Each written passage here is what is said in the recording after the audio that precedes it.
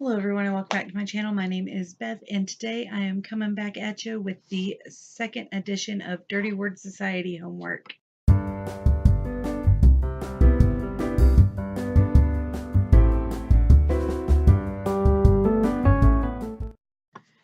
So the Dirty Word Society is a group of bloggers, booktubers, etc. that are kind of getting together under the auspices of the Stripped Cover Lit channel, and Adrian and Dalton are basically just giving us bi-weekly homework to try to make us a closer community and be better, stronger writers and readers.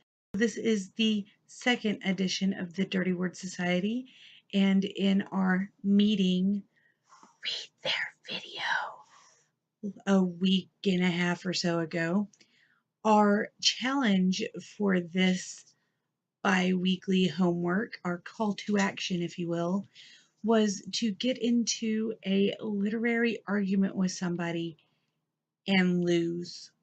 We were supposed to start arguing, start a conversation, however you want to put it.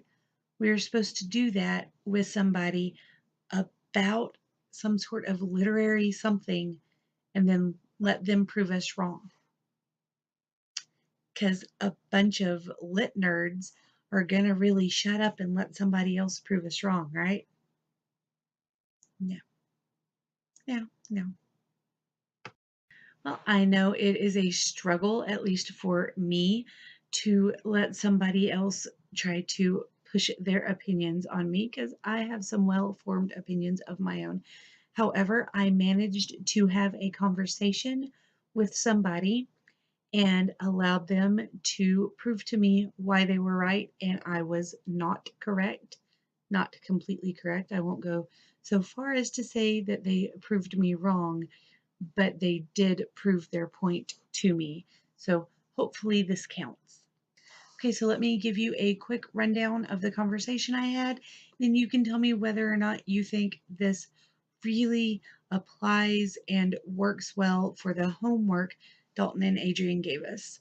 Although I'm probably not going to listen to your opinion because this is my submission for the Dirty Word Society week 2. What happened? What had happened was when I went to the book signing at Tanganyika, I was speaking with their media expert who spent the entire two and a half hours worth of book signing time with us.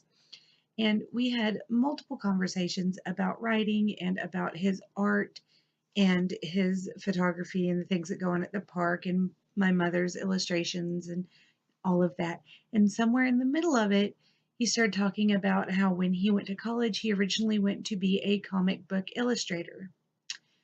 And so I then said, "Who's your favorite?" "Mine is Brian Michael Bendis." To which he responded, "Brian Michael Bendis is great, but he's a better writer than he is an illustrator."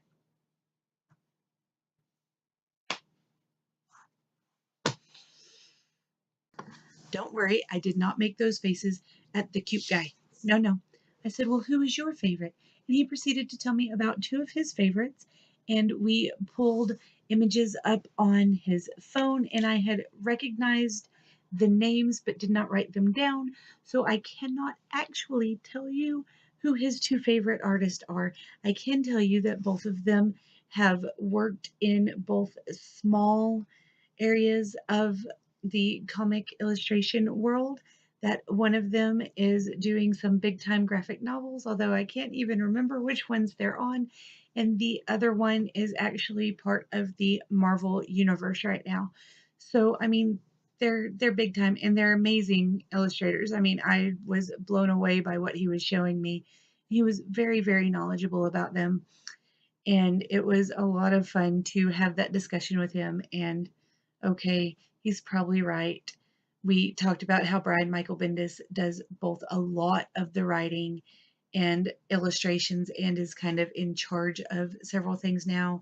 And a few years ago, he put out a book about being a comic book illustrator and author and all of these different things.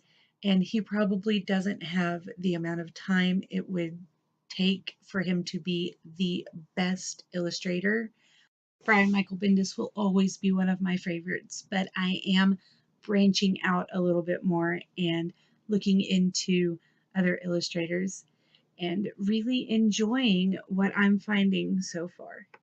I also had a short conversation with the librarian last week in which she discussed why she doesn't think they should have the journals of authors or famous figures available for people to read them.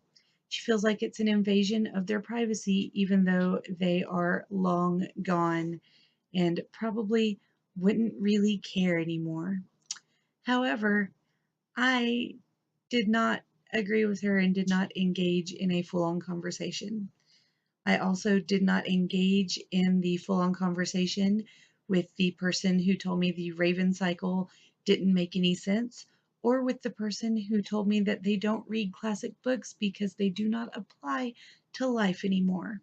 So, this is what you get, guys. The illustrator for comic book conversation is the best literary conversation I could have that I could actually allow myself to be convinced away from my stance on the situation. If you are not part of the Dirty Word Society or have not joined our stripped cover lit group of hot and sticky writers and the booktube takeover with the Dirty Word Society, please come join us. Help us take over. First booktube, then YouTube, then the